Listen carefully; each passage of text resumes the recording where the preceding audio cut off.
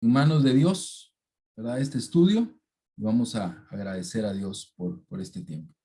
Ahora que estás en el cielo, queremos darte gracias, Señor, por darnos el privilegio y la oportunidad de estar juntos.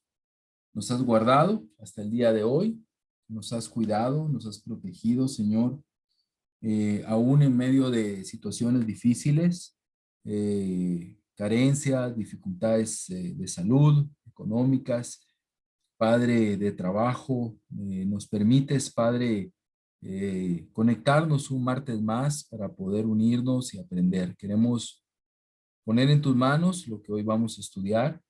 Padre, que nos aliente, que nos anime, que también nos desafíe, Señor, y que nos dé la oportunidad de concluir con todo esto que hemos aprendido sobre el Sermón del Monte, Señor, que ha sido un reto muy, muy fuerte a nuestros corazones, pero también es muy refrescante. Dios, gracias te doy por mis hermanos, porque durante todas estas semanas estuvieron conectados, estuvieron leyendo, viendo videos, contestando exámenes, Señor, y gracias, Señor, gracias por su deseo de aprender, Padre, porque de verdad tú le has dado eso a ellos, Señor, eres tú quien has puesto en su corazón ese deseo de aprender, viene de ti, Señor, esa gracia, ese don, Padre, del deseo de aprender y te doy gracias porque ellos pues, lo han tomado, Dios. Pedimos por esta clase que nos ayudes y oramos en Jesús. Amén. Ok, hoy concluimos. Entonces ya vimos la parte medular, ¿verdad? Del Sermón del Monte. Ya vimos la parte más, como hablamos, más robusta del Sermón del Monte. Y bueno, hoy vamos a concluir, ¿verdad? Viendo la invitación a entrar, ¿sí? La invitación, el ingreso al reino o en el reino, ¿verdad? Es la última parte, ¿verdad? Del Sermón del Monte. Recuerdan que la semana pasada estudiamos hasta el versículo 12, la regla de oro, y hoy pues vamos a ver esta parte final que pues ya vamos a ir ahí explicando con mayor detalle, ¿no? La parte final del sermón del monte no agrega nuevos mandamientos, ¿verdad? A los discípulos de Jesús, sino los exhorta, ¿verdad? A obedecer los mandamientos ya dados, al tiempo que les advierte a los que no lo hagan, ¿verdad? Hay una advertencia fuerte contra la desobediencia. Jesús expone las enseñanzas de esta sección por medio de 3 ilustraciones, todas ellas en la forma de dos cosas, ¿verdad? Son como contrastes, ¿verdad? Están contrastadas las dos cosas sobre los dos caminos, las dos puertas, que es lo mismo, es la misma sección, los dos árboles y los dos cimientos, ¿verdad? Entonces, básicamente eso es lo que veremos el día de hoy. Jesús exhorta a sus discípulos, hermanos, a entrar al reino, ¿verdad? A entrar al reino, a la multitud que estaba ahí y principalmente a sus discípulos. Sabemos que recuerdan la audiencia, ¿verdad? Había una multitud, habían algunos que ya creían, pero no estaban 100% comprometidos y habían otros que ya estaban más comprometidos, pero Jesús da esa invitación a toda la audiencia. Hay algo importante en esta sección que hoy vamos a estudiar, es que es una sección bastante escatológica. Habla sobre el juicio final, es el tema, uno de los temas principales y es lo que vamos a ver hoy. Está hablando del final de los tiempos. Entonces, es muy, muy importante esta sección que veremos el día de hoy y la perspectiva que tendremos el día de hoy, ¿verdad? Entonces, en los versículos 13 y el versículo 21, dice la Biblia, entren por la puerta estrecha, ¿verdad? Y luego el versículo 21 dice, no todo el que me dice, Señor, Señor, entrará en el reino de los cielos. Y eso pues le da el título a esta sección, ¿verdad? Que es entrar en el reino. Como les decía, están las ilustraciones, dos caminos, dos puertas, y dos árboles y los dos cimientos, ¿verdad? Vemos también que vamos a aprender que hay solamente dos tipos de personas, ¿verdad? Oswald Sanders dice, hay dos puertas, la ancha y la estrecha, dos caminos, el amplio y el angosto, dos destinos, la vida y la destrucción, dos grupos de transeúntes, los muchos y los pocos, dos árboles, el bueno y el corrupto, dos tipos de fruto, buenos y malos, dos edificadores, el sabio y el necio, dos fundamentos, la roca y la arena, dos casas y dos resultados de la tormenta. Imposible describir más gráficamente la solemnidad de la decisión que debían tomar sus oyentes. Esto lo dijo J. Oswald Sanders. Y así es un desafío muy fuerte esta última sección que veremos el día de hoy y que es ahí como Jesús termina. Primero veremos los dos caminos, versículos 13 y 14. Dice la escritura, entren por la puerta estrecha, porque es ancha la puerta y espacioso el camino que conduce a la destrucción y muchos entran por ella. Pero estrecha es la puerta y angosto el camino que conduce a la vida y son pocos los que lo encuentran, ¿verdad? Entonces, algunos puntos que podemos ver en esta sección es que existe el camino ancho, ¿verdad? En el cual el camino ancho son muchos, ¿verdad? Son muchos los que están ahí. El camino ancho representa lo fácil, ¿verdad? Representa lo sencillo y también lo cultural, ¿verdad? Recuerdan que en el inicio hablamos de que el Sermón del Monte era contracultural, anticultural. Entonces, el camino ancho, la puerta ancha, representa eso. Representa lo que es fácil, ¿verdad? Entonces, Jesús da esta analogía como un peregrinaje, ¿verdad? Y existe ese contraste entre lo ancho, entre lo angosto y entre lo que es mucho, los que son pocos, y ahí va Jesús contrastando una idea de la otra. Es magistral lo que el Señor hace. Por lo tanto, debemos de esforzarnos, ¿verdad? Porque el destino es la perdición. Eso es lo que nos enseña esta sección, ¿verdad? Debemos de esforzarnos por proclamar el reino y esperar que crezca. Claro que sí, nuestro deseo es ese, pero en perspectiva al mundo, siempre el reino vamos a ser pocos, ¿verdad? Por mucho que crezcamos, siempre vamos a ser pocos, ¿verdad? Porque son pocos los que toman el camino. Nosotros vivimos hoy en una cultura diferente a la de los judíos. Hoy nosotros vivimos en una cultura cristianizada, una cultura cristiana, por llamarlo de alguna manera, y que es mayoritariamente creyente de que Jesús existe, ¿verdad? Lo que es llamado cristiandad, ¿verdad? Y hoy en día en muchos lugares, aún en muchas empresas o lugares, es prestigioso ser cristiano, ¿verdad? Es prestigioso, es bueno, es correcto, es socialmente aceptable ir a una iglesia, ¿verdad? Eh, los hermanos piden ahí cartas de recomendación a los pastores para sus trabajos. Entonces el llamado a entrar a la puerta no se trata de entrar a la iglesia, ¿verdad?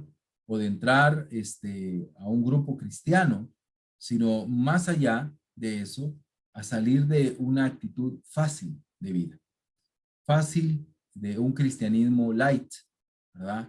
Que es el que domina, ¿verdad? Hoy en día yo veo pues que todos son cristianos o la gran mayoría de personas profesan una fe cristiana, pero ¿será que es de lo que está hablando acá?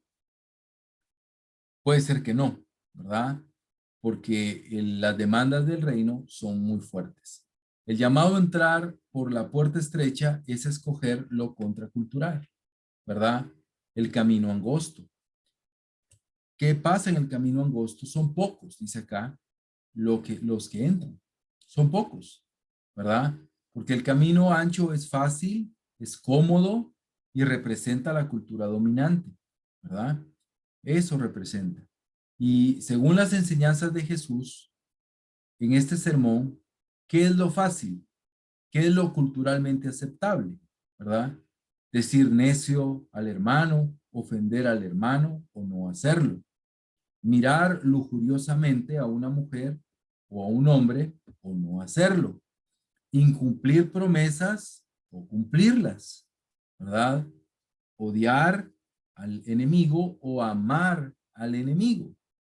No juzgar maliciosamente, sino ayudar al hermano. Ese es el contraste que Jesús ha estado haciendo y que hoy o en este final él concluye de una manera fuerte. Entonces el camino angosto es eso, son los pocos, lo difícil, ¿verdad? Lo difícil que es entrar ahí y es algo que va en contra de la cultura, ¿verdad? De cómo es la cultura. La cultura, como lo aprendimos en su momento, no está de acuerdo en poner la otra mejilla, ¿verdad? En llevar la mía extra. Y aún a veces tampoco en la cultura llamada cristiana, ¿verdad? Entonces Jesús nos enseña que es importante vivir de acuerdo a ese camino angosto, a esa puerta angosta. El camino y la puerta es la misma analogía. Es ese sendero estrecho. Pero el final, el destino final es la vida. El camino ancho, la puerta ancha, el destino final es la perdición. Y el angosto es la vida, ¿verdad? Lamentablemente, hermanos, el cristianismo contemporáneo, ¿verdad? Se parece más a una senda ancha, por donde van multitudes, ¿verdad? Autocomplacientes, acomodadas, pensando solo en sí mismos, ¿verdad? Cuán diferente es el cuadro que Jesús nos pinta de un verdadero discípulo, ¿verdad? De alguien que ha tomado el costo de ser discípulo. Entonces, yo les animo a que tengan en mente eso, como que colguemos como en un gancho mental esta escatología, que es, conduce a la vida, ¿verdad? O conduce a la destrucción o a la perdición. Es muy importante que lo tengamos en mente en esta conclusión que Jesús hace. Ahora vemos los dos árboles, ¿sí? Versículo del 15 al 23. Cuídense de los falsos profetas. Vienen a ustedes disfrazados de ovejas, pero por dentro son lobos feroces. Por sus frutos los conocerán. ¿Acaso se recogen uvas de los espinos o higos de los cardos? Del mismo modo, todo árbol bueno da fruto bueno, pero el árbol malo da fruto malo. Un árbol bueno no puede dar fruto malo, y un árbol malo no puede dar fruto bueno. Todo árbol que no da buen fruto se corta y se arroja al fuego. Así que por sus frutos los conocerán. No todo el que me dice, Señor, Señor, entrará en el reino de los cielos, sino solo el que hace la voluntad de mi Padre que está en el cielo. Muchos me dirán en aquel día, Señor, Señor, ¿no profetizamos en tu nombre? Y en tu nombre expulsamos demonios e hicimos muchos milagros. Entonces les diré, ciertamente jamás los conocí. Aléjense de mí, hacedores de maldad. La analogía de esta sección del ingreso al reino son los dos árboles, ¿sí? Es la segunda ilustración que Jesús nos enseña. En esta segunda ilustración, él da, es la de los frutos de esos árboles. Los frutos que dan los árboles, dice, por sus frutos los conoceréis, ¿verdad? El tema de estos versículos es tratado más extensamente, ¿verdad? En dos partes, los falsos profetas y los falsos discípulos. La ilustración de los dos árboles queda como en medio y se explica, ¿verdad? Y se aplica, perdón, a estos dos tipos de personas. Entonces, primero los falsos maestros, están en los versículos del 15 al 20. El versículo 15 comienza, cuídense de los falsos profetas, vienen a ustedes disfrazados de ovejas, pero por dentro son lobos feroces, ¿sí? Aquí la advertencia es a cuidarse de esos falsos profetas. El verbo prosete es un imperativo presente, lo cual indica que los discípulos deben de mantenerse constantes, en alerta, ¿verdad? No, el verbo prosete no es el de profeta, sino es el de cuídense, ¿verdad? Manténganse alertas, o sea, debe ser una actitud constante, ¿verdad? Nosotros o el verdadero cristiano debe estar analizando, debe estar cuidando, ¿verdad? Porque los falsos profetas o los falsos maestros están por todos lados, ¿verdad? Hay falsos profetas aún dentro del camino angosto, pareciera, ¿no? Aunque hayas entrado por el camino angosto, no significa que está libre de todas esas influencias negativas, ¿verdad? Jesús no especifica la enseñanza o las profecías, ¿verdad? De estos falsos profetas, ni cuál es el daño que causan, pero parece, ¿verdad? Que pasan como verdaderos. O sea, algo falso, de primas a primeras no lo reconoces tan fácilmente, ¿verdad? Entonces, esa es la idea que Jesús da. Tengan cuidado, cuídense, porque son falsos maestros. Y tú te das cuenta, hermano, al leer el Nuevo Testamento, pues que esta fue una práctica común de los líderes, de los hermanos, ¿verdad? El cuidarse, porque habían falsos maestros y hubieron muchos en el inicio de la iglesia, ¿verdad? Obviamente no cabe duda, hermano, que la mejor manera de identificar al verdadero y al falso es a través de ¿qué? De sus frutos. Por eso dice, por sus frutos los conoceréis. Por sus frutos. Es decir, hermano, sus acciones, ¿verdad? Esas acciones se desprenden de sus propias enseñanzas, ¿verdad? Entonces, ahí está la clave que Jesús da. Por cómo viven, por sus frutos. Eso es muy importante. Y podemos verlo en muchos sentidos y en muchos aspectos, ¿verdad? Lo mismo pasa, hermanos. Aquí vemos en la escritura, vemos aquí, voy a leerlo en Reina Valera esta parte, ¿verdad? Dice, por sus frutos los reconoceréis. ¿Acaso se recogen uvas de los espinos o higos de los abrojos? ¿Verdad? Es así como lo traduce más literalmente la Biblia de las Américas.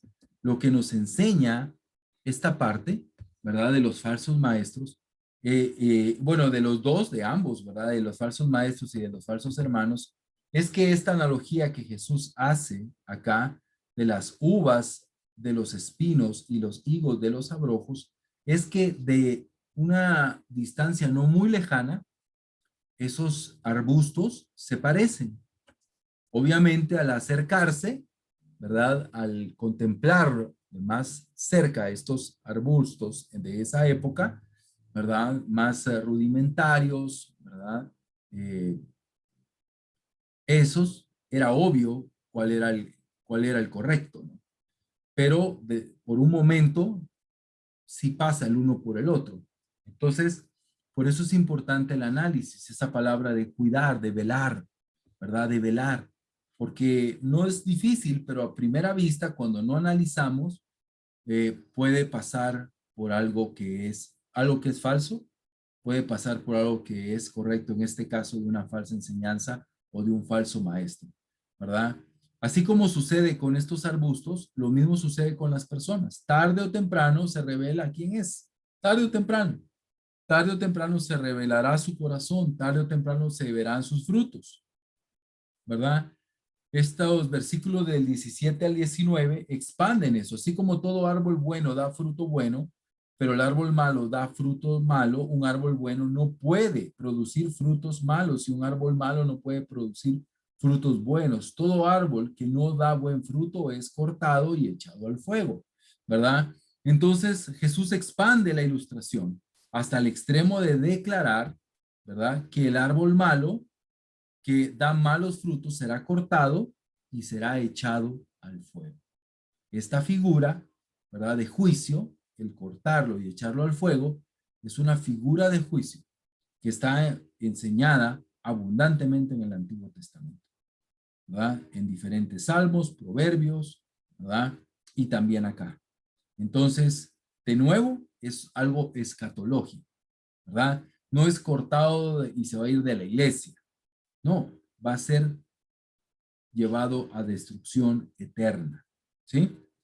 Y bueno, vamos a ver más adelante porque puede parecer muy complejo porque pareciera que algunos de estos maestros o falsos hermanos solo se descubrirán hasta el día final, ¿verdad? Algunos no, pero otros sí. También algo que es importante ver es que los frutos de los que aquí habla no son los logros personales o ministeriales, que tan a menudo nosotros celebramos y aplaudimos como frutos, ¿verdad? Dimos fruto, crecimos, hemos dado mucho fruto, ¿verdad? Es lo que nosotros a veces decimos, no significa que es incorrecto, pero no es la totalidad de la verdad. Los frutos no, aquí por lo menos, como lo es en Gálatas cuando habla de los frutos del Espíritu, es lo mismo, los frutos no está hablando de éxito personal o ministerial, sino son las actitudes, las acciones de justicia del reino, ¿verdad? Que ya Jesús expuso acá en el Sermón del Monte. Entonces hay que tener sumo cuidado en esto y Jesús nos llama a tener mucho cuidado de nosotros, me imagino que está en la mente de Jesús, ¿verdad? Porque lo veremos acá en la última parte, en el versículo 21. Dice, no todo el que me dice Señor, Señor, entrará en el reino de los cielos, sino solo el que hace la voluntad de mi Padre que está en el cielo, ¿verdad? Los siguientes, estos versículos ahora enfocan a los falsos discípulos. Los otros eran los falsos maestros o profetas, ahora los falsos discípulos. Aquí hay una expresión, Señor, Señor. Esa expresión, Señor, Señor, se usaba en los tiempos de Jesús para invocar a cualquier maestro o cualquier rabino, ¿sí? Así era como eran llamados por sus discípulos. Pero después de la resurrección y del día de Pentecostés, por lo menos los cristianos solamente usaban el término Señor para invocar a Jesucristo, para hablar sobre Jesucristo, ¿verdad?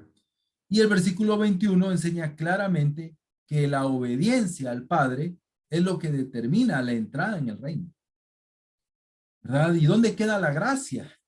¿Verdad? ¿Dónde queda la gracia? Ahí.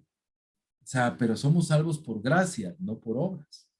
Pero recuerda que aquí estamos hablando del reino escatológico, ¿verdad? Escatológico. Y es, hermano, un desafío entender esto. Porque sí es claro que la obediencia juega un papel muy importante en el día final. Hemos entrado por gracia, ¿verdad? Pero los requerimientos del reino están ahí y son altos.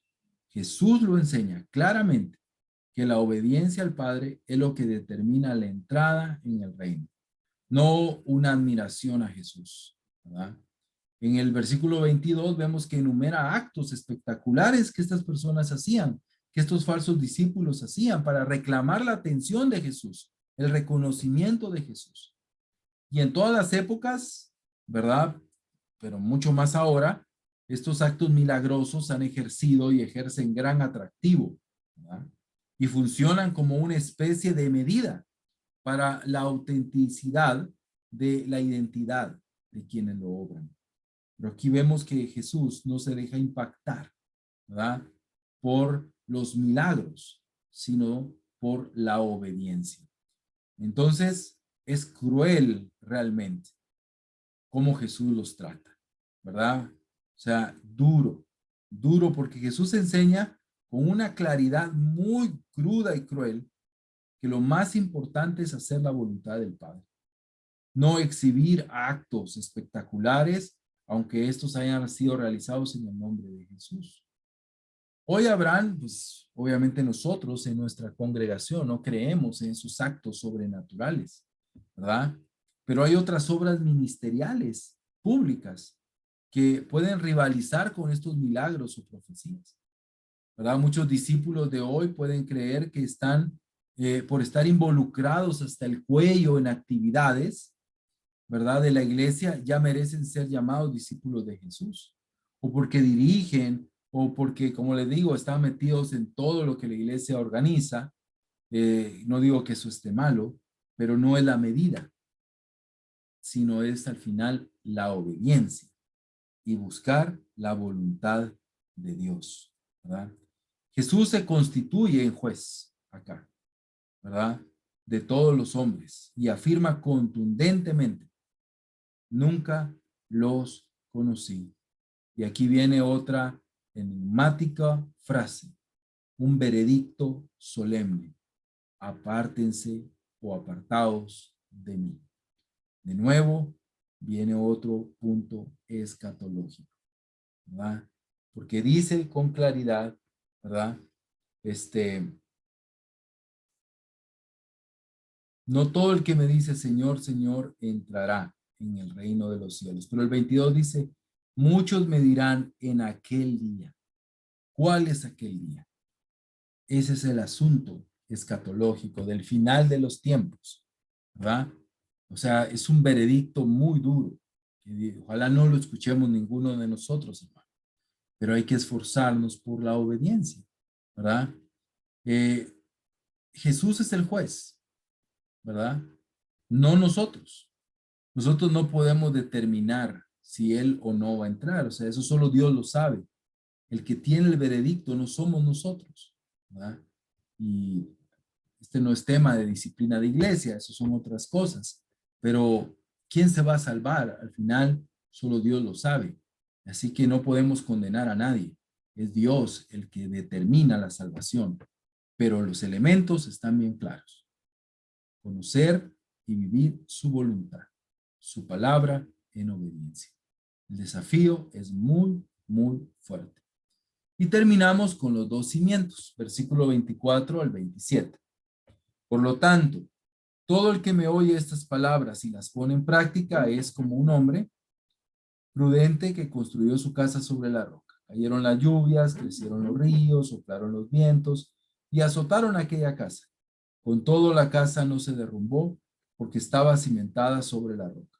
Pero todo el que me oye estas palabras y no las pone en práctica es como un hombre insensato que construyó su casa sobre la arena. Cayeron las lluvias, crecieron los ríos y soplaron los vientos y azotaron aquella casa y esta, se derrumbó.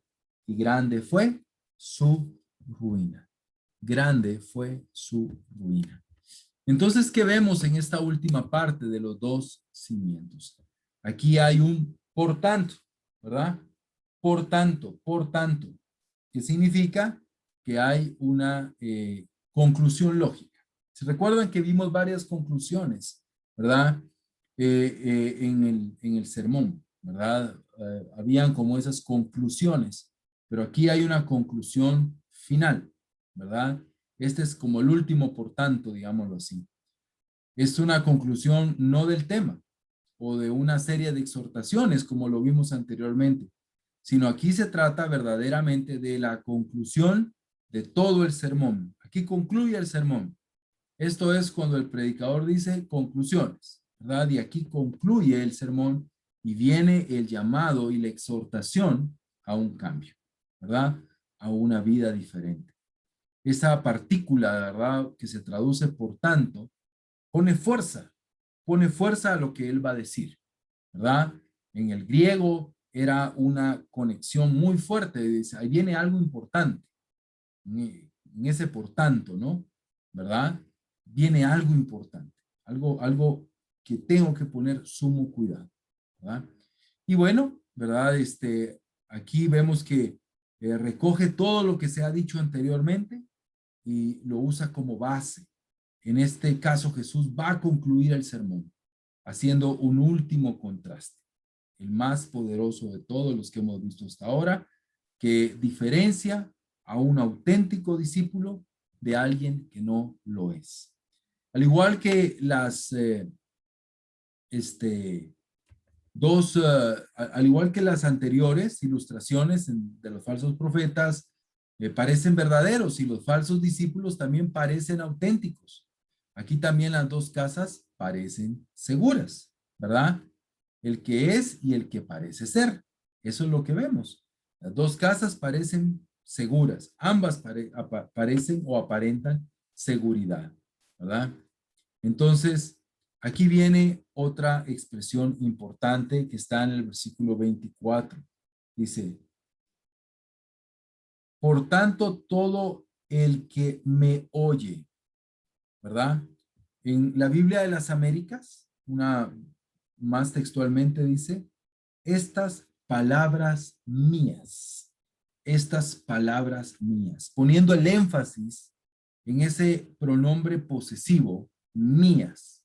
La expresión importante acá es por varias razones, porque se refiere directamente al Sermón del Monte, que Jesús acaba de pronunciar, ¿verdad? Entonces, estas palabras mías, obviamente, el contexto inmediato es el Sermón del Monte, todo el sermón que Jesús acaba de pronunciar, ¿verdad? Porque coloca las palabras de Jesús como, también es importante, número dos, porque coloca las palabras de Jesús como equivalente a la voluntad de Dios, la voluntad del Padre, ¿verdad? Entonces, estas palabras mías es una frase muy enigmática, muy profunda, ¿verdad? Que hace ver, ok, por tanto, estas palabras que yo dije tienen que ser escuchadas, ¿verdad? Luego viene y dice todo aquel, ¿verdad? Todo el que hace un cimiento, ¿verdad? Entonces, ¿qué vemos acá? En esta invitación Jesús enseña de que hay un cimiento que se hace, ¿verdad? Y hay un constructor, uno que es insensato, ¿verdad? Y, y que se identifica en el contexto de la conclusión del Sermón del Monte como alguien que es un falso profeta, obviamente, y que es un falso hermano, ¿verdad? Y que construye un falso cimiento. Entonces, este es el contraste, ¿no? Y hace un falso cimiento. ¿Cuál es el falso cimiento? Pues la escritura lo dice. Hay un himno que dice, cuán firme cimiento, ¿verdad? Cuán firme cimiento, dice este antiguo himno. Cuán firme cimiento es la palabra de Dios. Aquí hay algo muy importante y aquí está una dicotomía entre el saber y el hacer. Porque dice, pero todo el que oye estas palabras y no las pone en práctica, ¿verdad? Pero el que las oye y las pone en práctica. Entonces, ¿cuál es la dicotomía? Hay dos, está el saber y está el hacer. Es muy común y muy frecuente nosotros como cristianos, mayormente nosotros que queremos aprender mucho, hermanos, ¿verdad? En estos círculos, digámoslo así, de educación teológica, donde hay un énfasis en el conocimiento. Estamos aquí en Profundiza porque hay un énfasis en el conocimiento, ¿verdad? Pero tenemos que tener mucho cuidado, porque ese conocimiento tiene que ser llevado a la práctica. Y ahí está el error de esta dicotomía, de que yo puedo saber y no lo llevo a la práctica. ¿Recuerdas la parábola del buen samaritano? Los que no lo ayudaron eran personas que tenían todo el conocimiento, personas educadas en el conocimiento, educadas, pero que no lo llevaron a la práctica. Entonces, identificar, por lo tanto, el cimiento con el conocimiento de la Biblia es un error. Pensar que, bueno, sí, es el conocimiento, ese es el cimiento. Yo tengo buenos cimientos porque entiendo la Biblia, porque conozco la Biblia, porque comprendo la Biblia. Eso es un error. Jesús está advirtiendo precisamente en contra de ese error. No se trata de decir, no se trata de saber, no se trata de oír, ¿verdad? Sino se trata de hacer la voluntad del Padre. Poner en práctica las palabras de Dios. La enseñanza del Sermón del Monte no es para ser admirada, sino para ser obedecida. Repito, la enseñanza del Sermón del Monte no es para ser admirada, no está para ser admirada, sino está para ser obedecida. que tú y yo nos hemos admirado mucho en estas semanas. ¡Wow! ¡Qué fuerte, qué duro, qué difícil, qué increíble! Pero no está para eso, sino está para ser obedecida. Otro error no menos crucial, hermano, es el identificar la figura de la tormenta, ¿verdad? Y esto es muy importante, y los vientos con los problemas de la vida. Creo que todos los que hemos predicado estas escrituras, estos versículos del 24 al 27, hemos identificado las tormentas, el río, el viento, con los problemas de la vida. Y eso es un error, porque sale del contexto de lo que Jesús está enseñando y sale de la línea de pensamiento que Jesús está mostrando. Entonces, ¿verdad? Es cierto, obviamente, que el Sermón del Monte habla del sufrimiento de los discípulos en esta vida del reino, ¿verdad? Pero aquí se trata de otra cosa. En las tres ilustraciones que Jesús ha usado en esta conclusión del sermón aparece la figura del juicio, expresada en diferentes maneras. Árbol cortado y echado al fuego. Apartaos de mí. Y ahora la tormenta. Por lo tanto, hermano, la tormenta es escatológica. La tormenta de la que aquí habla es el juicio final. No son los problemas de la vida, sino es el juicio final. La casa que se va a derrumbar, no se va a derrumbar mañana, no se va a derrumbar la otra semana necesariamente. Por misericordia de Dios, tenemos esos desastres, amén, que nos ayudan a rectificar el camino. Pero la casa acá, que es la vida del cristiano, se va a mantener de pie o se va a derrumbar en el juicio final, ¿verdad? La tormenta es el juicio, ¿verdad? Probablemente el juicio final. En el Evangelio de Mateo, hermanos, hay una enseñanza clara acerca del discipulado. Mateo enseña sobre el discipulado y esas enseñanzas, en esas enseñanzas Jesús no está interesado en identificar al discípulo y al que no lo es, sino identificar al discípulo y al que parece ser. ¿Ok? No al que es y al que no es. Eso es fácil identificarlo. Donde está duro identificarlo es al que es y al que parece ser. O sea, esas buenas copias, ¿verdad? Esas buenas réplicas, ¿verdad? Que solo el experto sabe. Entonces, el lobo con piel de oveja, el que dice Señor, Señor, la cizaña, los peces malos en la parábola de Mateo 13, son ejemplos de esto. En ese día, ¿verdad? Final, se revelará quién es y quién no es. Por eso tenemos esta maravilla que es la palabra de Dios, para que al ajustarnos a ella, al vivir en obediencia, pues por la misericordia de Dios y la gracia de Dios, pues tenemos mayor posibilidad de pasar por auténticos, de ser auténticos, ¿verdad? Porque el constructor sabio lo entiende, ¿sí? Lo sabe, lo entiende, sabe que tarde o temprano va a salir a la luz. Es sabio, tiene esa sabiduría, ¿verdad? Tiene esa sabiduría. Entonces, construye bien con la obediencia. Pero el que no es sabio y el que es necio piensa, yo puedo engañar a todo el mundo. Y es cierto, puede engañar a todo el mundo, menos a Dios. Tarde o temprano todo saldrá a luz. Por eso el constructor sabio no será condenado, pero el constructor insensato sí será condenado. Las consecuencias son nefastas. Simplemente pretender ser discípulo, dice al final, grande fue su ruina. Grande fue su destrucción. ¿Verdad? Hermano, ¿qué diríamos? ¿Qué diríamos de Jesús al evaluar el sermón? ¿Verdad? ¿Notaron cómo termina? Realmente termina bien negativo, ¿verdad? Termina de una forma negativa. Posiblemente así lo sintamos y posiblemente así es, ¿verdad? Termina con juicio. Así es como termina el Sermón del Monte, con una mirada a que habrá un juicio y por tanto hay que ser sabios.